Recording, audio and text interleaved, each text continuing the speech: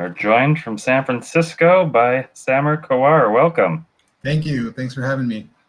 What you said I should really be interested in is over your shoulder. So we see some incredible figurines, and they tie into your vocation as well. So tell us about this wonderful collection. Sure. So I'm an architect, and I think I also collect shot glasses, but that faded away. But this is one collection that I still keep up on my travels. So it started off when I was in college, my college dorm, and I had maybe like 5 of them. I had an Eiffel Tower, a Washington Monument, Gateway Arch in St. Louis, I think Big Ben. And then I don't even know what happened, but it just kept growing from there. And now I have, I don't even know, maybe 1,000. But each one of those shelves, and there's 2 more you can't see, is basically a continent. So maybe you can make out Christ the Redeemer on the second shelf there, from the Burj Dubai on the first one. But yeah, it's my pride and joy. Hard to dust, but a great collection. Dust with a feather touch, and I am going to bow out for a bit because I want to talk through some of the incredible aspects of what you do on these trips. And here is a sketch in. We'll have a bonus for those who can guess the location. But tell us about how you spend at least one critical hour or more on every trip. Yeah, so this is Porto Novo, Benin.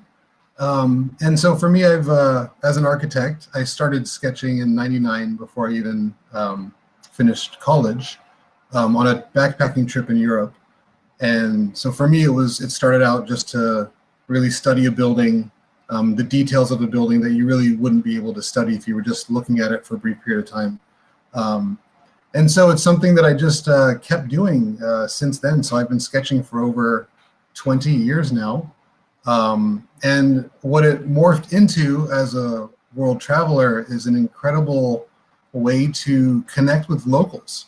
And so in this case, I think it was my biopic, I had a swarm of local kids around me watching me do this sketch. And so in various countries around the world, I have different experiences with different local people, which I think otherwise I might not have. So now it's my favorite thing to do, even though it takes a little time and it's hard. You know, it's kind of daunting starting a sketch. It's like, oh my God, it's so hard.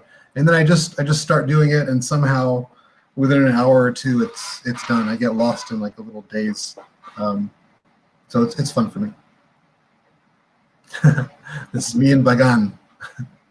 And Paco and Bagan is this incredible, a scale that's hard to imagine. It's like if I was hitting copy paste on a computer, how many times I'd have to paste a building just to drop it. Like, how do you think about it as an architect, and how do you recommend some people just book a day, some people just book 2 days, and it's never enough. But how do you make some sense of this site? Yeah, that's a really good question. There's so many ways to talk about this. But like for me, I also only spent, I think, a day, like a full day there, but I needed so much more time. But the thing about the way that I travel, pretty quickly because I am an architect. I do have a full-time job. All the traveling I've done is while having a full-time job if after college. And so I do pack in a lot into each trip just because I have to. I can only take 2 weeks or 3 weeks at a time. And so for me, when I get to a place, which I know I didn't book enough time in, and I know that I'm like absolutely in love with it, I kind of calm down a bit. So like Bagan, when I got there, I'm like, this is absolutely one of the most fascinating places I've ever been to. I will be back here one day, so I'm not even going to stress about it. And so that's one way that I handle it. Now, if it's a place that's really cool, but maybe I don't see myself like needing to come back to and having so many more things to do, then I actually get a little more, okay, I need to see as much as possible because I might not make it a priority to come back here. So that's kind of my thinking there. But Bagan absolutely just floored me. I know I will go back one day, God willing. So a place that may not necessarily fall into the multiple visits for a lot of travelers. But yet you see this, but it gets overlooked. I think it's another cruise through French Guiana, which is to much of the world is a very little known. It's like they're South America and they speak French, right. they are France, and it just, but how are you picking this subject to the sketch? You're in a day, a 2-day, whatever about visit. How are you picking? This is what I will sketch. That is a really good one. A good question. Some cities, there's so many options, right? Some cities, it's really hard to find one. In this case, this hotel, for me, it was the one that had the most detail, the most history, the most architectural interest, and so that's why I chose it. But sometimes I will sketch the most famous thing, and sometimes I'll sketch something that's not. But as long as it has some architectural interest and it could be seen as a symbol of the city in some fashion, then I'll sketch it. And I will only sketch one thing in a city. I only have I think the Notre Dame in Paris so far, even though I've been there like 6 times. So I need to go back and sketch a couple more, but can't sketch everything though. And, loading another of the finished product, and I've got in the show notes both your website Wanderluster, and now you've launched Zazzle. Talk us about this platform and how you've been spending time during a period of no travel. Sure. So first, I'll tell you a little mini story about this sketch in particular in Kyrgyzstan. So for me, I'm all about buildings. I'm really not good at sketching nature. Definitely not good at sketching people. I've had requests. I'm like, I cannot sketch you to save my life. In this case, I had a guide with me who was an artist of sorts, and I think as I had done the ground plane, I had done the building. He actually did the mountains in the back. He was like, "Hey, can I finish that?" I'm like, "Oh, I don't know. Can you?" Right? You did an amazing job. So this is the only one I have in my collection where I had some help. But anyway, your question about the Zazzle store. So trying to keep busy during my shelter in place, there were 2 main things that I wanted to say that I did. I think I mentioned I've been doing this for over 20 years, and over that time, friends and family, they've always told me like, "Hey, like you should sell these, you should make prints or something." And that was never my intention, but I'm like, "Hey, if you want me to, if you'll buy something, sure, I'll do it." But of course, it was never a priority. So finally, I'm like, I'm going to get around to it, and I started the Zazzle store. I put up, I think I have maybe 70 of my sketches on there. I have, I think, over 200 sketches, so I got a lot more to put on there. But you can buy it on mugs, on postcards, on T-shirts, on various different products. So I've been working on that. And then the other thing was that I've never had a sketch of San Francisco, which is my hometown, which has a lot of beautiful things to sketch. So that was a priority for me, was to finally get a couple San Francisco sketches. So I'm hoping, I've done the Painted Ladies at Alamo Square, which you can see on the Zazzle site. And then this is the second one, which is currently in progress. This is the Palace of Fine Arts. And that's what it looks like right now. So still working on it. And then hopefully I'll do the Golden Gate Bridge, maybe the Transamerica Pyramid, a couple of other iconic sites here. What would be your route if, say, I have a friend in San Francisco and every day he takes a 2-hour walk in a different direction or route? If somebody, a walker like me, it's of course a hilly city, so we'll assume able to handle hills to a degree. What would be this one day I'm going to spend all day just walking the city? What's some of the dots that will connect? That's funny because actually that's the other thing I did during shelter in place. So I live across from City Hall, which is right in the center of the city, generally speaking. And so it's kind of hard to connect them all because I'm in the middle, but I've done a full day walk all the way to Golden Gate Park. I've done another one all the way to the Ferry Building in Embarcadero. I've done one to the Palace of Fine Arts, one to the Mission District. And each one of those are like 3-4 hour walks, but there's so many, and if you really wanted one, I have them all saved. All these routes saved in Google Drive. So let me know. This is my sketch of the painted ladies in progress. Speak to your endurance, because as I understand, you're doing these standing, and I look at this, and this is incredible detail, and especially in San Francisco, the weather appears nice at this particular moment, but it probably changes 5 times while you're working on this one. Right. Yeah. This one. So that's the funny thing is when I'm traveling, I will do whatever I have to do to finish that sketch, right? Because I'm leaving. So I've braved like rainstorms where I had to stop and find shelter, but then of course the shelter I found is at a different angle, so I can't finish the sketch until it stops. I've dealt with like super windy conditions. I think that was in Cabo Verde and Mindelo, where I couldn't even hold the paper down to finish. It was so hard. It took me, I think, 2 or 3 hours for a simple sketch in Mindelo. In Dhaka, Bangladesh, I was so hot that I was like dodging sweat dripping onto the sketch. So there's all kinds of crazy weather conditions I have to brave. But in this case, it took me, I think, 6 times to sketch this, and not necessarily because of weather, though there were a couple times I left because it was too cold or too windy, but mostly because it's like not far away from my house. I'll just do 2 houses and then I'll go home, and I'll come back next week and I'll do 2 more houses and then I'll go home. Before I even tackled the skyline, which took me 2 more days, So this one took a total of, I think, 6 trips, just 1 hour per trip.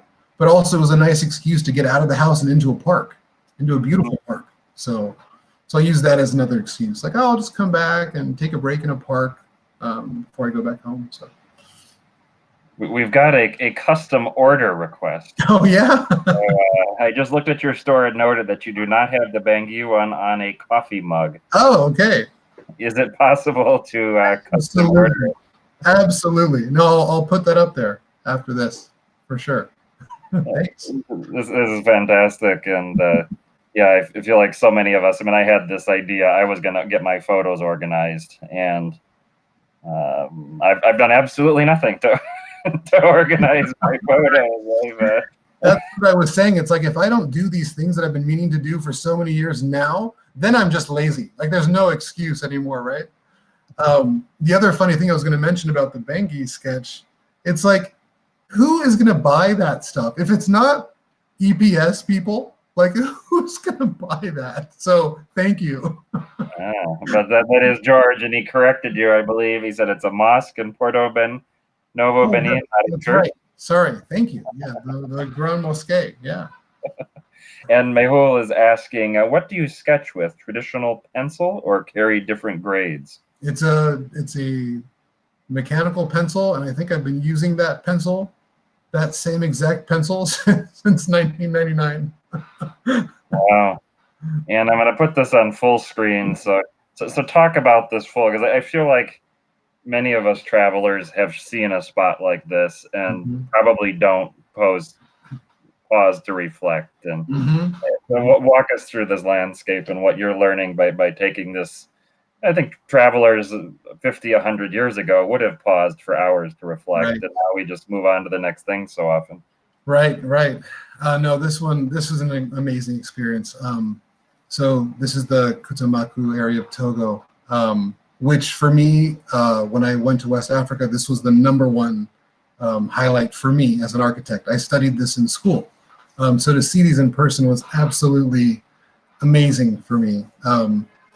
So this house actually, I spotted it. I'm like, ooh, this is the one I want to sketch. And then when we walked up towards it, the family who lives in it actually gave us a full tour of their house. Went up on the roof. It was amazing. It provided like some interaction with the local people, but B, I felt like I knew it even more by being able to see it inside and out from all angles. So that when I was actually sketching it from the outside, of course, ask permission if I could, and they allowed me to. It just made it even more meaningful. So I paid attention even more to all the details of the house. And then I think just after, actually before sketching this, we ran across a festival that was happening in another one of these traditional houses. Not a festival, but it was a ceremony. It was actually a coming of age ceremony for the young girls in the village. And I think it goes on for, it's every 3 to 4 years. And I think, I forget how many girls, but basically the day I was there, it was one of the girls was having her ceremony. And we made our way to the center of the crowd to watch the ceremony going on. And then they asked me to kind of join in. And so my guide had given me some seifa. And so I would give a little bit of the seifa to each of the family members of this girl, who basically it's almost like a wedding ceremony. She's coming of age, but also her husband-to-be is there.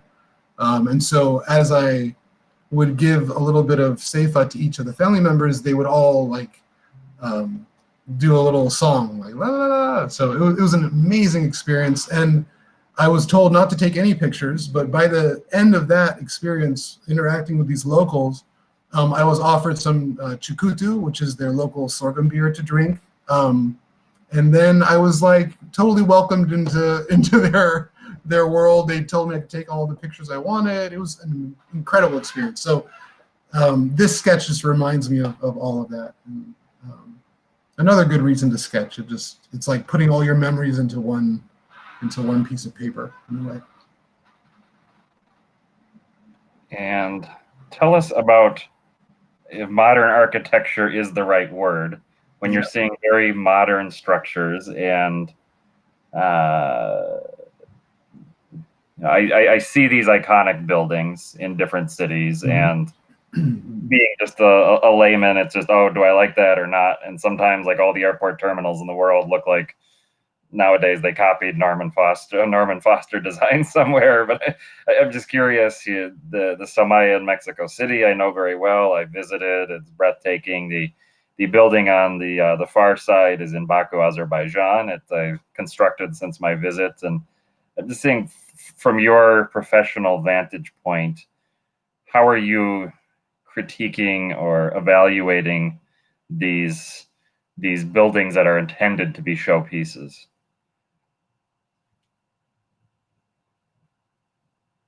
Oops. I think we've got him. I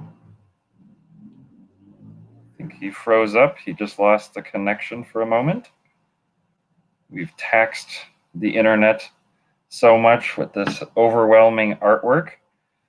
So hopefully he will be able to hop back in just a moment. The broadband situation in the United States is let's see, I will bump him out. We will savor the artwork as we pull him back in, and see if we can get this fixed very soon. It is incredible stuff, and it's wonderful to look through his site. So Wanderluster, it is at the beginning of the show notes, and we will take your time to pass through them. I'm certainly guilty. So many sites that I have jumped in and gone along on a very, very quick basis that clearly I shouldn't have. So we will get him back in just a moment. Continue our tour of the world through an architect's eyes.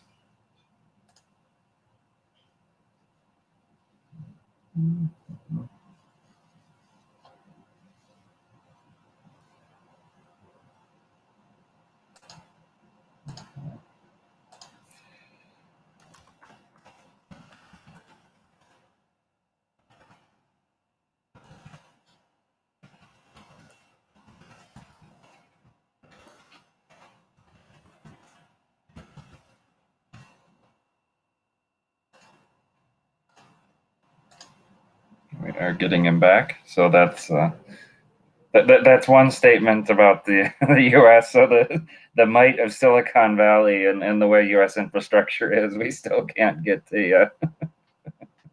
a wonderful broadband connection. You did hear he mentioned he lives across from City Hall. If anybody should have good Wi-Fi, it's the person across from City Hall.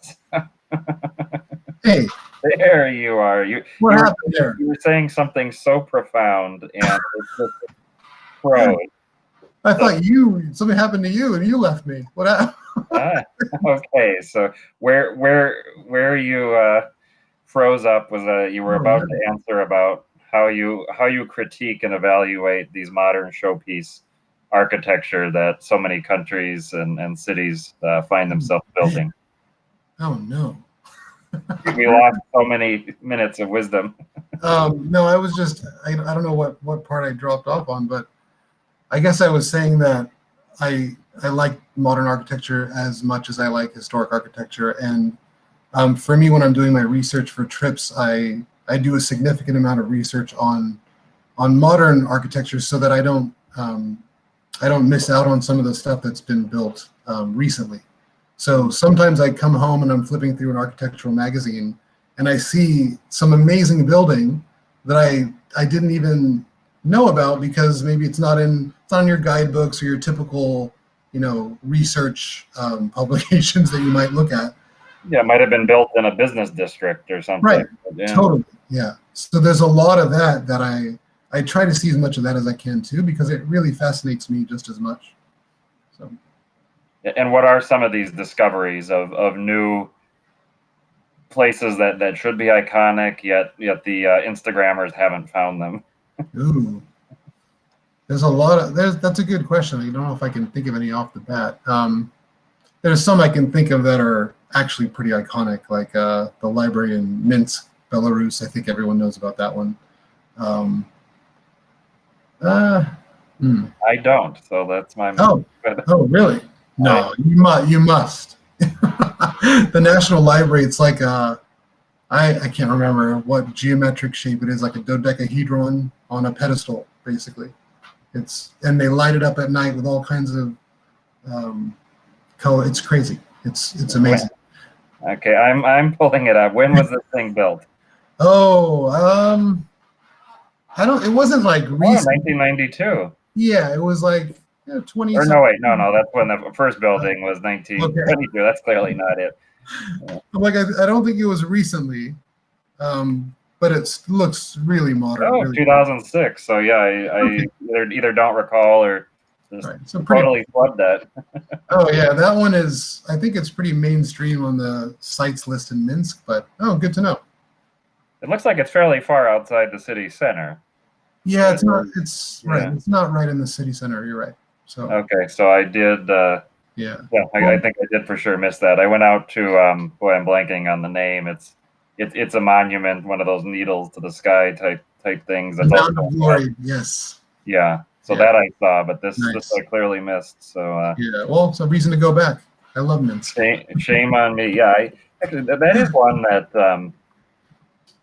I got to the city and I just thought, wow, this is that one in Kiev. If you're talking about in that region of downtowns, that I felt like I just want to keep spending hours walking these towns.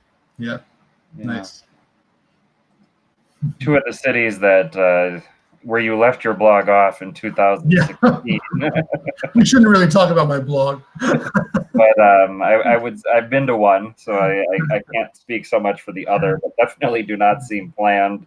Certainly not in the grid sense of some of the places we've just mentioned, both Dhaka and Karachi, which Dhaka just overwhelming sensory overload. It's like if people say India is a busy place, then next level up. And but I love it. It just feels like the architecture is so opportunistic in the sense that people just build something to solve some crazy issue they had, and it just layer on layer. Purely functional, right? But yet somehow this just stacking of thing on top of thing of all of this stuff, it it just seems to create this wonderful effect. So, Right. Yeah. speak to Dhaka, where I've seen, and also Karachi, where I hope to visit. Sure. Basically, I'm drawn to cities like that, really chaotic, crazy, huge cities, just full of energy and life and color and culture. I love that, and architecture, obviously.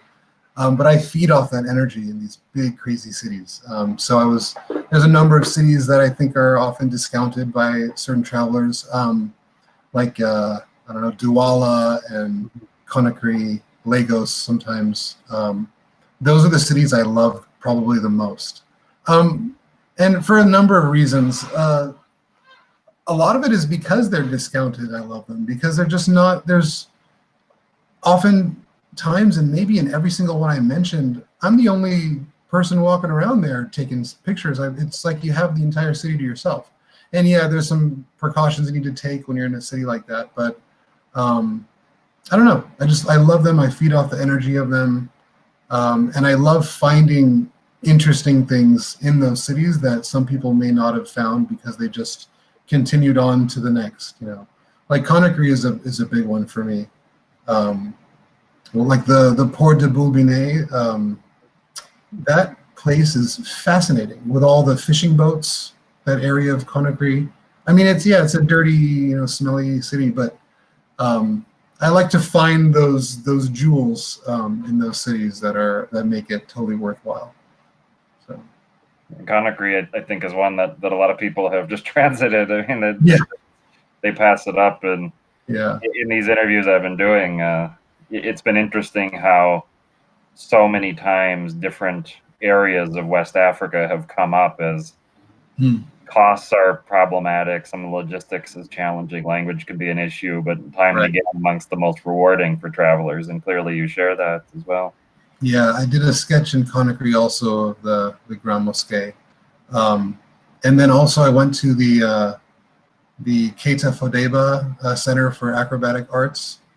This is in Conakry. They're like a world-renowned group of, I think they take in kids that would have been on the street, and they train them in acrobatics and gymnastics. So that was really amazing because I just wanted to pop in and watch them practice. Turns out they were there, which is great. I know some you just drop in, you don't really know if they're going to be there, but I think they train every day. They happened to be there, and they were practicing for something. And I was the only tourist there, and they, within 5-10 minutes, completely organized and did the entire show just for me. The full-on production. I was just like, where else in the world would that happen? And that's one of the reasons I absolutely love Africa.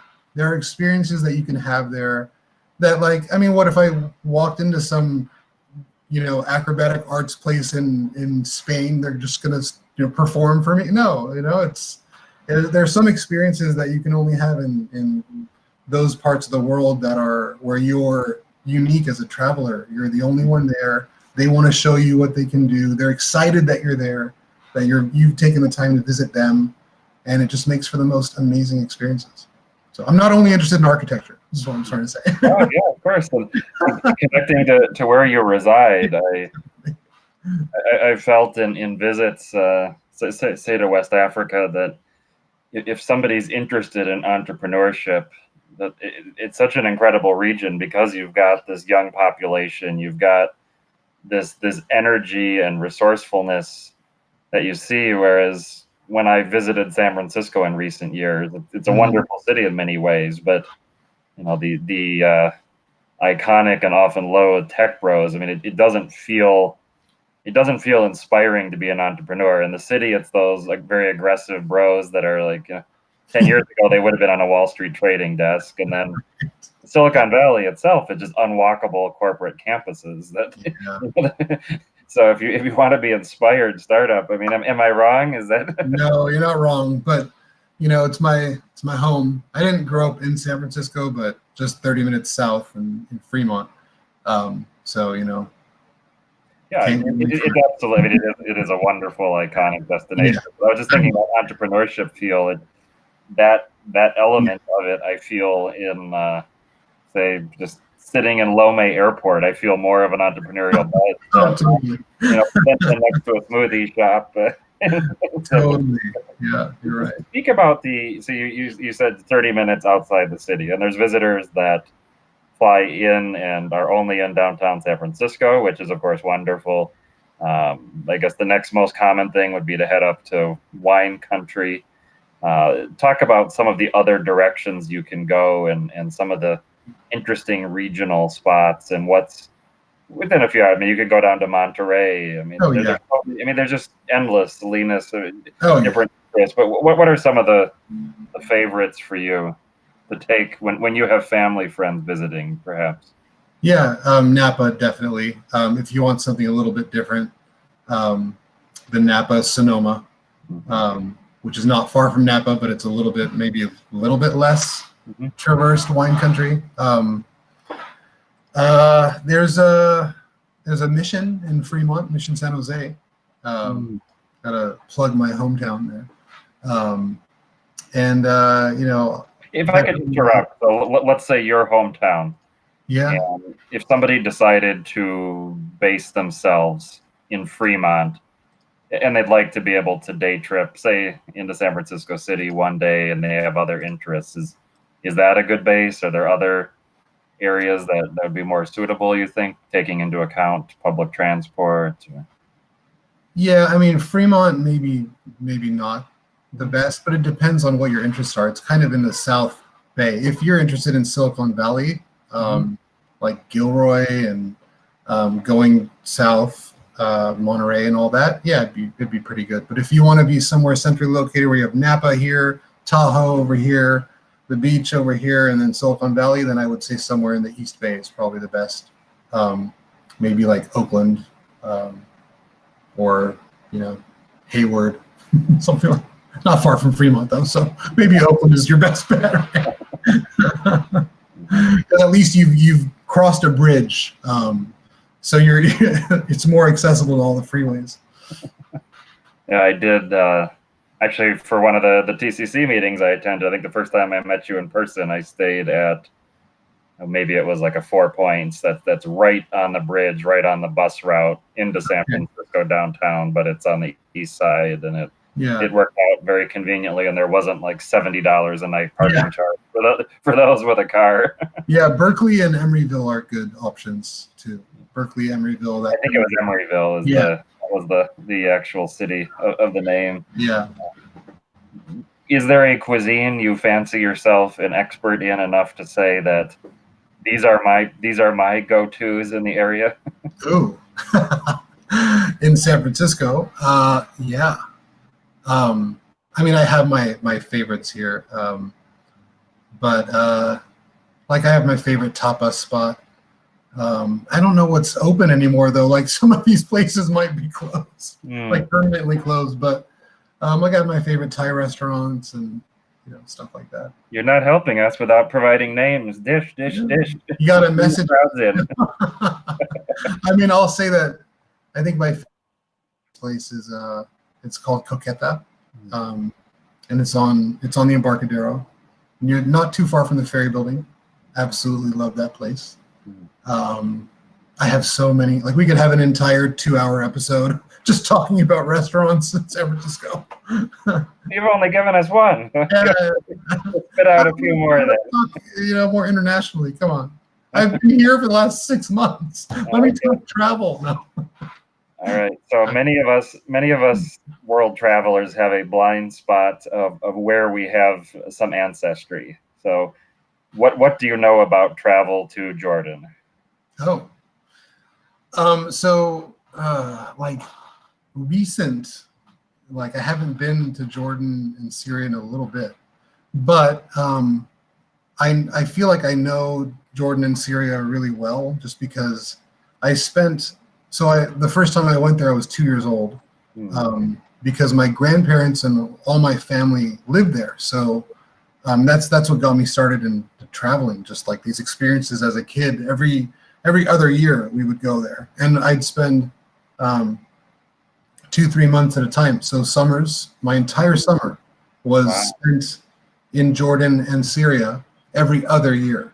So so I think I've been to Jordan 10 times and Syria 6 or 7 times now. And so, and also for Syria, for instance, my uncle was, I think he owned a shipping company. And so when I was there for the summers, he would take me on all his trips. So I went everywhere in Syria, Aleppo and Latakia and Tartus and the Crac de Chevalier and Homs and Hama and Basra, everywhere. Like we went everywhere, just me and him on different trips. Like every other week we would go somewhere, which was amazing because I would never have been able to do that. You know, obviously I was like a kid, I was a teenager, or, I can't drive myself, and I probably wasn't even that crazy of a traveler back then. So yeah, so I know Syria pretty well and Jordan same. Then you're the person to ask about these. So we'll continue on this Syria. I mean, what a treasure to have had those trips. Yeah, I'm so grateful for that. The one regret is that I was in Jordan, 10 times, and I never went to Baghdad or Iraq, and it was only like a 4-hour drive away. Oh my God! Like, why didn't I think of that? I did though do Yemen on one of those trips, so that's a win. That was in 2009 for my cousin's wedding in Jordan, and I went to Yemen. But yeah, you're always going to have certain regrets. How would you know? But, and it can seem, I mean, you're speaking to in better times how. Yeah. I mean, these are neighbors, and it's it has been a short commute between some of these better times. When people, you mentioned Latakia, when people are thinking about a Syria trip and time constraints, there's getting permits. A lot of that is I was able to go last August, and just setting aside coronavirus concerns, more of it's opening up. It's such a hard decision of what to choose. So let's talk about that Mediterranean coast, Latakia region. You don't have any, like yourself, your unlimited travel time. Is that region must see? Is that bonus territory? What are the experiences there? That's a good one. It depends on how much time you have. Now, granted, I was in Latakia like in I don't even know 1992. Like that's a really long time ago. I remember it, but it's nice to see a coastal city, I think, in Syria, because they have such a large coast. But does it have the most famous attractions? Probably not, but it's a beautiful place. Like for me, the top sites in Syria are obviously Damascus. I think the water wheels of Hama are absolutely fascinating and unique. Like they're incredible. Aleppo, of course. And I remember a site that I went to called Afamia. I can't remember how it's pronounced exactly, but that was really beautiful. And that was, we're talking like probably 25 years ago. So I don't know what condition that's in. And then of course Palmyra, which sadly is, I don't know where it is in reconstruction, but I hope they get that back the way it was before. It's an incredible place. Those are my architecture view as well as your heritage tie to how to reconstruct. I feel like Magna in Libya, where they're saying, "Oh, Mussolini rebuilt all of this, and isn't it grand?" And I have very mixed feel. I think all of us have mixed feelings about how reconstruction. I also have mixed feelings about it. Like take Notre Dame, the steeple. They need to build that back exactly the way that it was. Like I have that's how I feel. Like do not build some modern glass steeple. Not for that building. I don't know. Like I guess I prefer historical reconstructions. Like I want them to rebuild the arch in Palmyra as close as they can possibly get it. And I know they have all the 3D, they have that. They can do it. And yeah, I want it to be rebuilt. Like there are some places that they keep it as a memory, and in some cases I agree, and in some cases I don't. And yeah, I'm also conflicted on some of those things. I think it's a case by case, really, on that. Yeah, and it's interesting that to reconstruct it to a weathered for almost 2,000 years. Yeah, right. If they put the original garish Roman color paints on these Right, things, exactly. they're like, oh, that looks tacky. And that's why it's so difficult to think about. It's like, well, it's a ruin. So you're going to rebuild a ruin, or are you going to rebuild it the way it was meant to be? Well, that's tough. It depends on what it is. Like Palmyra, I think it has such an exotic, I don't know, like an iconic, like that arch is iconic the way that it was in ruins before it became like ruins, right? So that's how I personally would like to see it rebuild back to that state. I'm sure there are tons of other opinions, but that's why it's complicated, right? Just like you, mixed feelings about it. And Jordan, the mixed blessing of having this world iconic tourist magnet pulling everybody there. I mean, how many visitors to Jordan only go to the incredible site of Petra? Yeah. Amman, where people are thinking about much longer stays during coronavirus when they're able to travel. Is Amman a place that you would say hang out for a month and work from a cool location? Absolutely. Like I remember when I was younger, I used to get mad when I heard about people taking day trips to Petra from Israel. It's like, I mean, I don't know. I just like Amman is such a cool city. It's not like the most, or maybe it wasn't back then, the most exciting place and didn't have the most amazing architecture, but it has a character completely all its own. And of course I'm biased. I kind of somewhat grew up there in my summers, but so I love the place. I have a deep love for it. So when I hear that it's skipped, or Jordan is entirely skipped except for a day trip to Petra, I used to like try to convince those people, no, you got to go back. You got to see Jerash. You got to see Amman. You got to see all these other great things in Jordan. But I mean, Petra is. I've been to Petra maybe 4 times, and like every time I go to Jordan, I want to go to Petra again. It's like it never gets old. And it's funny because I think I mentioned that I'm a Jordanian citizen as well as a U.S. citizen. But I've never used my Jordanian passport except for entrance to Petra. so for tourists, it's like the last time I went, it was $20. You show your Jordanian passport. I got in for like 1 JD. It was like, yes, I used my passport.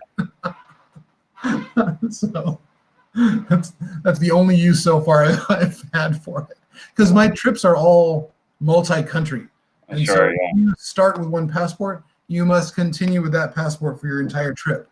And so when it comes down to it, I could use it, but there could be problems in certain countries, and I found out the hard way, very naive, where on one trip I switched out my passports and actually I was visiting Syria. And as a U.S. citizen, you need a visa. As a Jordanian citizen, you do not need a visa. So I was coming from Dubai on a multi-country trip, and I put my U.S. passport in my bag, and I took out my Jordanian passport, and I show it to the guy, and he's flipping through it, and it's all in Arabic. And he's like, "Where did you come from? The sky? Like, where's your exit stamp? Like, where did you come from?" And I'm like, so stupid. Like, do not ever do that. I'm sure most people know not to do that, but this was a long time ago, first time, and I will never do that again. I was detained for 6 hours at the airport while my family was waiting for me in the parking lot. I had no way to contact them. Oh, jeez. The good news is that apparently, and this is ridiculous, but apparently my family had this other family drive to Damascus from Beirut with their daughter.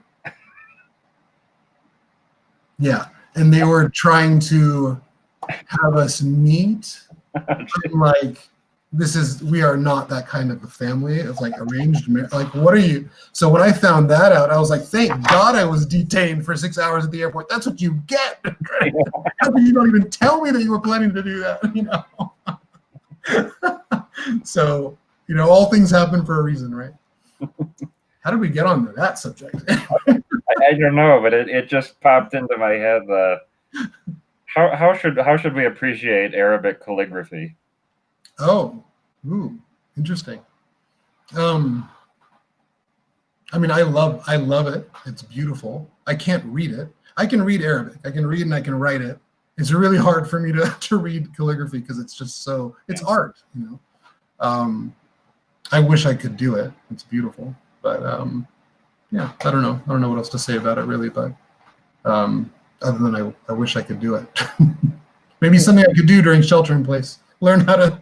I mean, there's some features, or there's some styles that you would say, oh, this is from that period, or just any. Mm-hmm. I mean, we pass by so much of this, or museums. Mm-hmm. I felt the same way when I lived in China. It's like the museum always had the calligraphy section, and myself and every other foreign visitor. And I read Chinese, but still, it's just like I just don't connect with it, and I just walk by that room, and like I'm acquired taste, but I feel guilty. Yeah, no, I hear you. I love it, but I also I have some weird. I love fonts, and I love lettering, and I love that kind of stuff. So for me, it's really cool.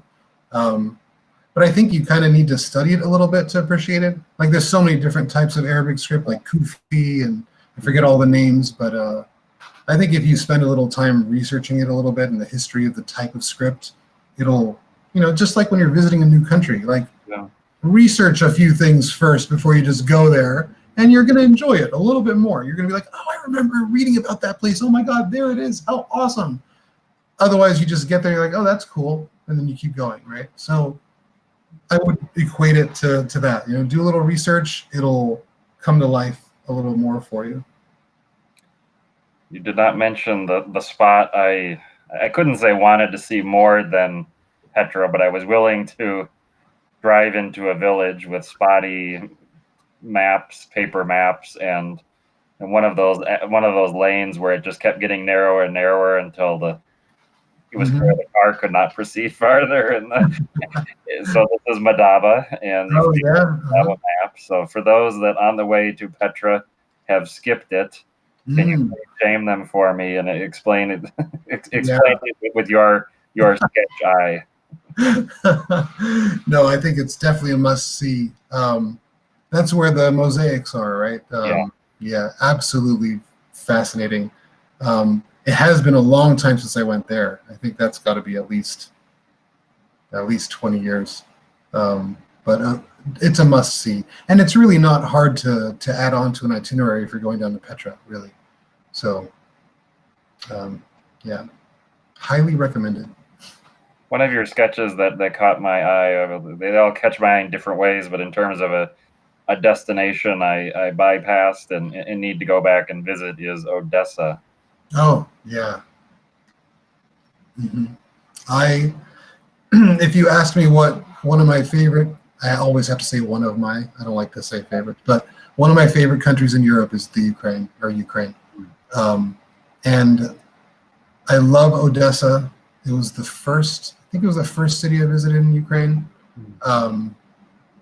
And went back, I think, a couple of years ago to Lviv. But I think Ukraine has so much to see. And it was freezing. Like that sketch, which is one of my favorite sketches. I woke up really early in the morning. I think that morning we were driving to Transnistria from Odessa, and then into Iași in Romania. And so I had to wake up really early, and it was so cold. I had to take multiple breaks just to like warm up my hand before I could continue the sketch. So I think that one took a good 2 to 3 hours to finish. It's freezing. And it's kind of hard to sketch when you're wearing like a parka and like it's like all these layers and you're so that's what, like everyone, not every sketch, but most sketches have some little story behind them. That's 2 to 3 hours of freezing hands, and here is the beautiful finished product.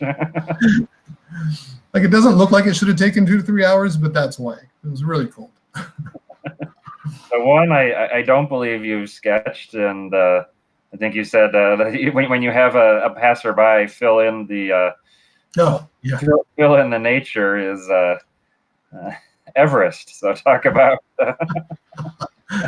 Everest. I did not sketch anything in Everest. This was this was in the Tibet side. This was a trip in 2013 that I took. Amazing trip. Like one of those bucket list items. So I remember from the Tibet side and what that experience involved.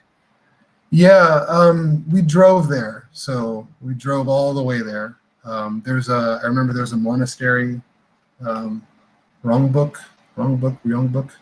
forgetting the names exactly.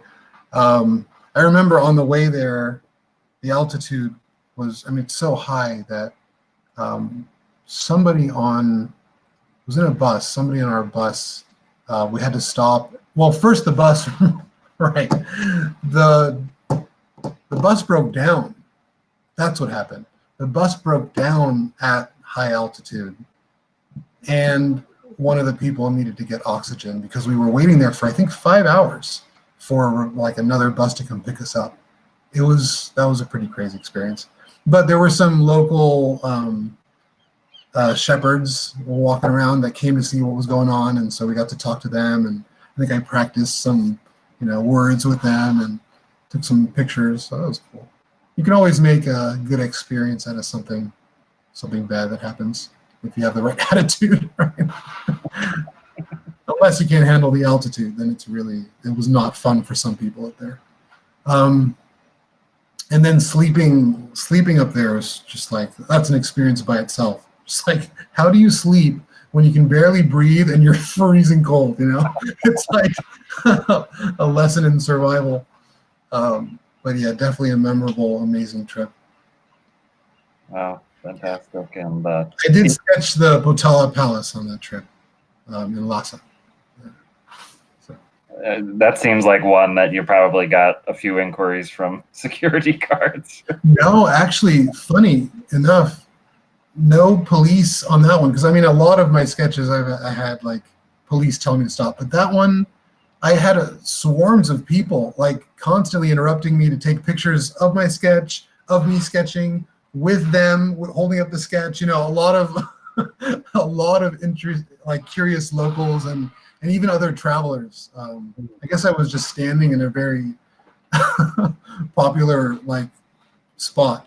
So, because for me, like it takes me a good 10 to 15 minutes just to scope out. Like once I pick the building, I gotta scope out the best angle, right? And sometimes where I want to sketch is like in the middle of the street or weird places. So in this case, it happened to be like in this very like busy walkway, and I just had to stand there, kind of right behind the walkway, and people just walking back and forth and stopping to take a look at what I was doing, which is great because then you meet a lot of people. So. Oh, fantastic! And to close us out, I want to highlight a place that seems out of dreams. It seems out of European fairy tales, and another one I confess, seeing the world through your eyes is one I have never seen. So with our outro music that nobody can hear, please narrate this wonderful spot. Sure. This is the Santuario Las Lajas in Ipiales. This is on the border of Ecuador and Colombia, and it's basically a Gothic church that's set in a beautiful, lush green gorge. I think this is one of the most beautiful things to see in Colombia, at least from the point of view of an architect. But even if you love nature, so it satisfies both. So definitely recommend visiting this place.